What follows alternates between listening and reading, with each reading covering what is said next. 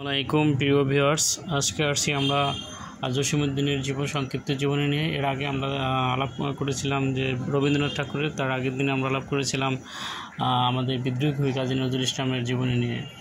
তো আমাদের এই পল্লী কবি জসীমউদ্দীন জন্মগ্রহণ 1903 সালে এবং জন্মস্থান ফরিদপুর জেলার তাম্বুলখানা গ্রামে। পিতা আনসার উদ্দিন মোল্লা, মাতা সুচয়নী। শিক্ষা জীবন শুরু করেন নিজ এলাকা থেকে, প্রাথমিক শেষ করেন এবং এসএসসি পাশ করেন 1921 সালে। এইচএসসি পাশ করেন রাজেন্দ্র কলেজ থেকে 1923 সালে। বিএ পাশ করেন 1929 সালে কলকাতা বিশ্ববিদ্যালয় থেকে এবং এমএ পাশ করেন কলকাতা বিশ্ববিদ্যালয় থেকে। কর্মজীবনে যোগদান করেন ঢাকা বিশ্ববিদ্যালয় 1938 থেকে 1943 সাল পর্যন্ত এখানে অধ্যাপনা করেন। ডিলিট ডিগ্রি পান 1969 সালে বিশ্বভারতী বিশ্ববিদ্যালয় থেকে। 21 পদক পান 1976 সালে 23শে মার্চ। তো আসলে তিনি আমাদের একজন পল্লী কবি। তিনি গ্রামগঞ্জের বিষয় নিয়ে লিখছেন, গ্রামের মানুষের জীবনী তার কথার ভিতরে উঠে এসেছে। গ্রাম মানুষের দুঃখ কষ্ট, বেদনা, পাওয়া চাওয়া পাওয়া, অভাব অনটন সবগুলি তার কবিতার মধ্যে তিনি প্রকাশ করছেন।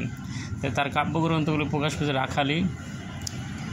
তাই 1927 সালে নকশিকাতার মাঠ, 1929 সালে যা বিভিন্ন ভাষায় অনুদিত হয়েছে, আর এটাই তার সর্বশ্রেষ্ঠ কাব্যগ্রন্থ যেটা বিভিন্ন ভাষায় অনুদিত হয়েছে।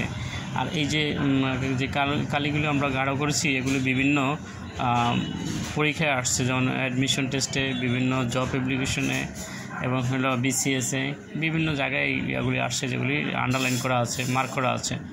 এবার বালুচর গ্রন্থ প্রকাশ পায় 1930 সালে, দানক্ষেত প্রকাশ পায় 1933 সালে, স্বজনবাদীর ঘাট প্রকাশ পায় 1934 সালে, সকিনা প্রকাশ পায় 1959 সালে, সুচয়নী প্রকাশ পায় 1961 সালে, জলে লেখন 1969 সালে, কাপনের মিছিল 1988 সালে।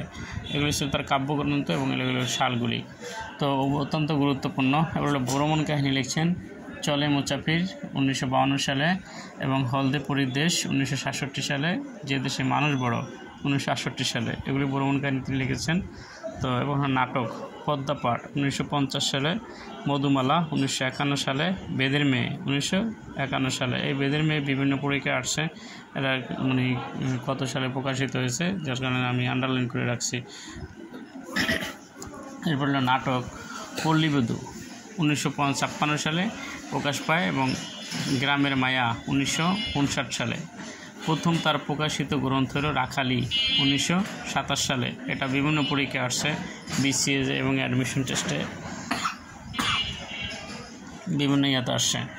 নকশিকাতার মাঠ তারও একটি বিশাল সৃষ্টি, যা বিভিন্ন ভাষা অনুদিত হয়েছে, যার ইংরেজিতে নাম রয়েছে the field of the embroidered coed.